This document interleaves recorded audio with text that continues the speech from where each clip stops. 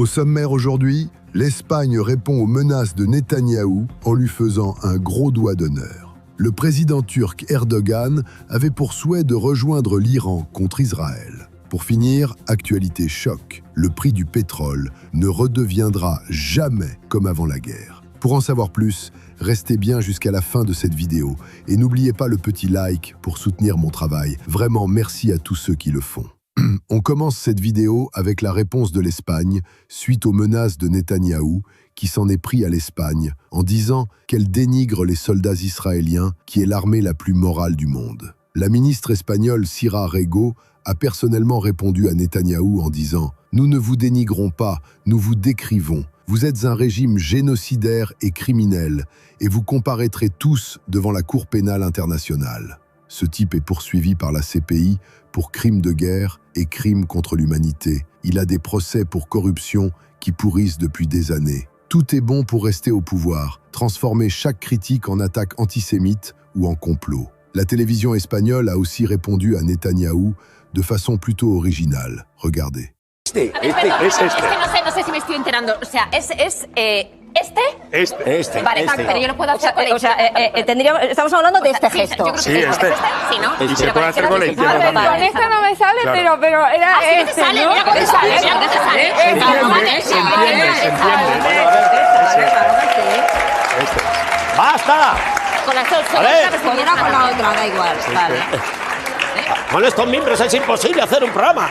Os recuerdo que estamos trabajando. No tiene sentido que unos profesionales estén todo el día con este gesto. No se puede. Somos estrellas de la televisión, no urólogos. Bueno, esto, no hacer esto, no subirlo, no Comienza hacerlo. el intermedio. Si en France on avait fait ça, directement on se serait fait insulter d'antisémite. Alors que ça vise juste Netanyahou, le criminel de guerre, et en aucun cas les Juifs. Et une autre personne qui a une dent contre l'Espagne à cause de ses nombreuses prises de position anti-américaines, c'est Trump, qui a déclaré qu'il ne veut plus rien avoir à faire avec l'Espagne. Regardez. Everybody was enthusiastic about it, Germany, everybody, and Spain didn't do it. And now Spain actually said that we can't use their bases, and that's all right. We could use their base if we want. We could just fly in and use it. Nobody's going to tell us not to use it, but we don't have to. But they were unfriendly, and so I told him we don't want to. Spain has absolutely nothing that we need other than great people. They have great people, but they don't have great leadership. And as you know, they were the only country that in NATO would not agree to go up to 5%. I don't think they would have agreed to go up to anything. They wanted to keep it at 2%, and they don't pay the 2%. So we're going to cut off all trade with Spain. We don't want anything to do with Spain. Après que Netanyahou s'en est pris à l'Espagne, Trump s'aligne, donc rien d'étonnant. Le pantin du criminel Netanyahou ne supporte pas que l'Espagne ne l'ait pas aidé dans sa sale guerre destructrice et meurtrière lancée par traîtrise contre l'Iran par la coalition militaire israélo-américaine. Et le plus triste, c'est qu'il a complètement perdu cette guerre au Moyen-Orient. Mais il continue à dire dans les médias qu'il a complètement détruit l'Iran, alors qu'il a accepté toutes les réclamations de l'Iran. Bref, regardez. Les négociations sont très profondes avec l'Iran, mais nous gagnons, nous sommes gagnants, peu importe le résultat. Nous les avons vaincus militairement. Ils ont posé plutôt quelques mines sous-marines, mais nous avons détruit toute leur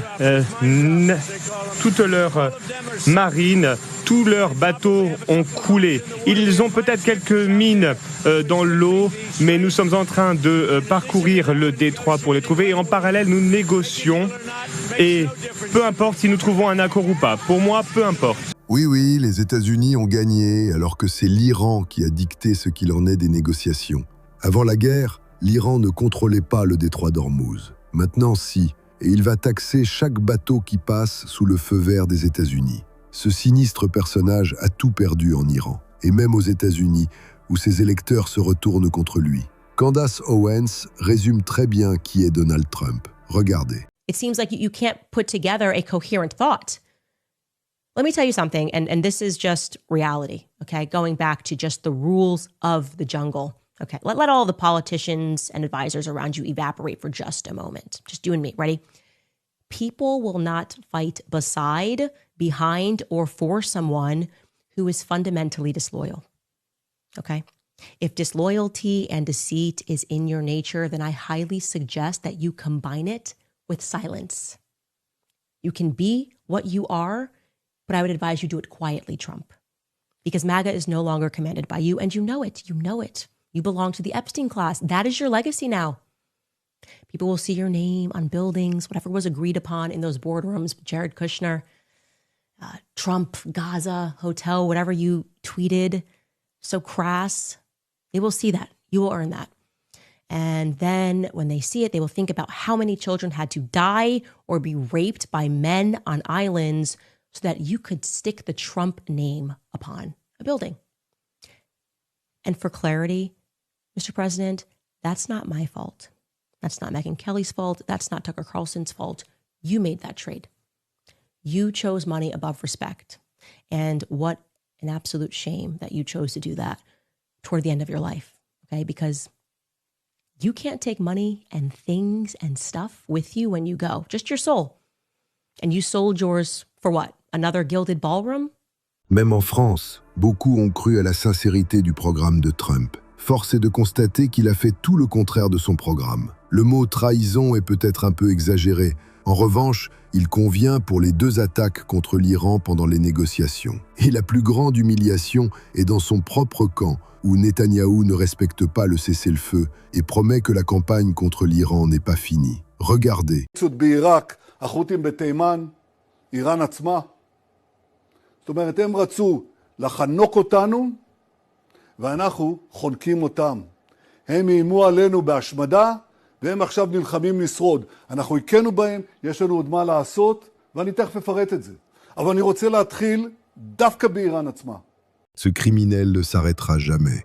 Pour lui, tous ses voisins sont les méchants, et Israël le gentil, alors que c'est Israël qui attaque tous ses voisins. Si ce n'est pas l'Iran, ce sera de toute façon un autre pays. Et Erdogan, le président turc, l'a très bien compris. Regardez.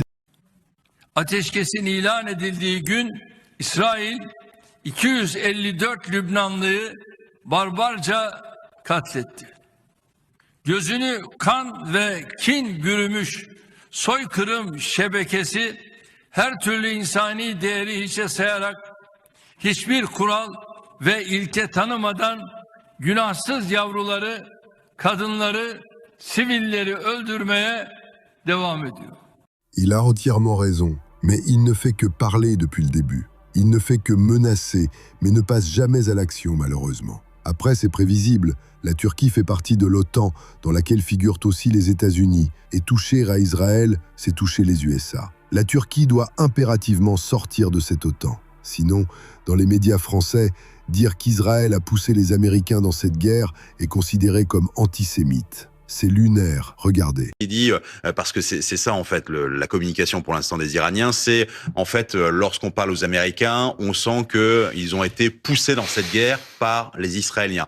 Ils ne parlent plus de guerre américano-sioniste, ils parlent simplement d'une partie américaine. Si on reste simplement entre Washington et Téhéran, très bien, mais si on sent la main de Benjamin Netanyahou derrière celle de J.D. Vance, eh bien ça ne marchera pas. Eh bien ça, malgré ce vocabulaire très, voire antisémite, en tout cas au moins anti-israélien, c'est déjà une première ouverture. Il faut qu'il arrête avec ce terme d'antisémite. Renvoyer constamment des faits politiques et leur dénonciation à de l'antisémitisme, c'est nourrir ce même antisémitisme.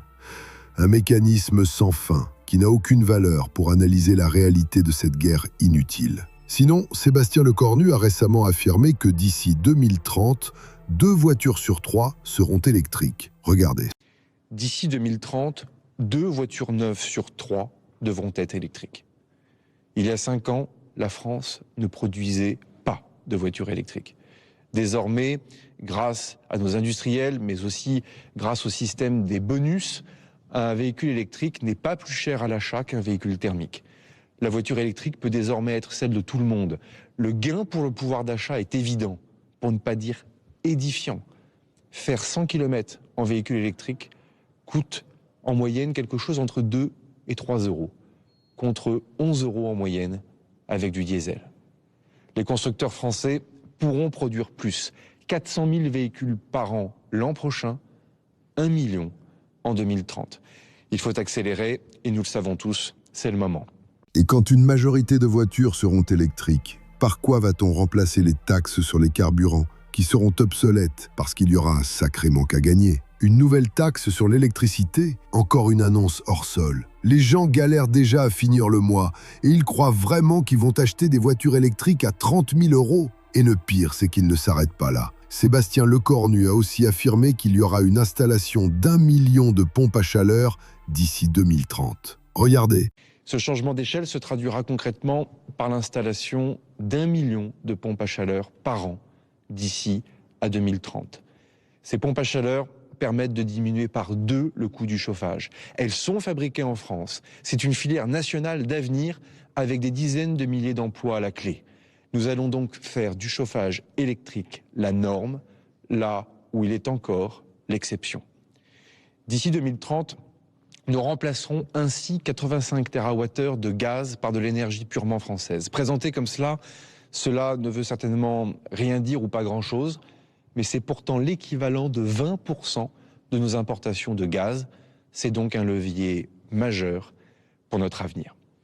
Les tarifs des pompes à chaleur vont encore exploser et les fabricants et les installateurs vont s'en mettre plein les poches. Un tas de gens qui n'en ont pas besoin vont en profiter, tout comme des passoires énergétiques vont avoir une pompe à chaleur qui chauffera les oiseaux. Le tout avec de l'argent public. Et l'État va bien évidemment s'en mettre plein les poches, comme avec la montée du pétrole actuellement. Même le dirigeant de Leclerc affirme qu'on ne reviendra pas au prix d'avant la guerre. Regardez. Est-ce que ça veut dire qu'on ne retrouvera pas le prix d'avant-guerre? Je le sens pas, ça, ouais.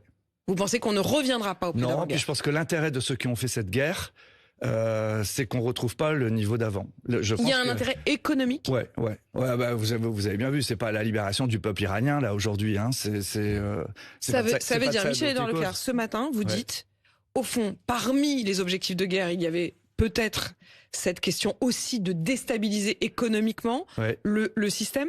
Oui.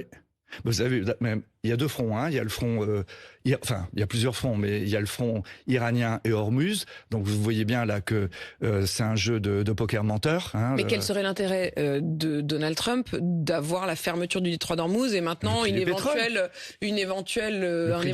péage même iranien? Alors, je lis mes manuels de géopolitique édités par l'IRIS, que j'anime.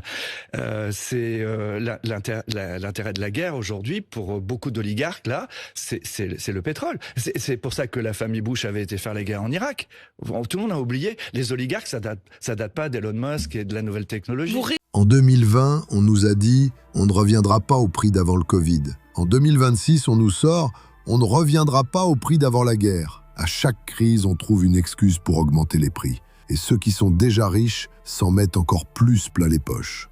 C'est toujours les mêmes qui trinquent, les Français. On se fait taxer sur le gaz, sur l'électricité, sur l'essence, sur le gasoil pour aller bosser. Maintenant, on taxe même l'eau. Une révolution dans ce pays, oui, mais pas dans le bon sens.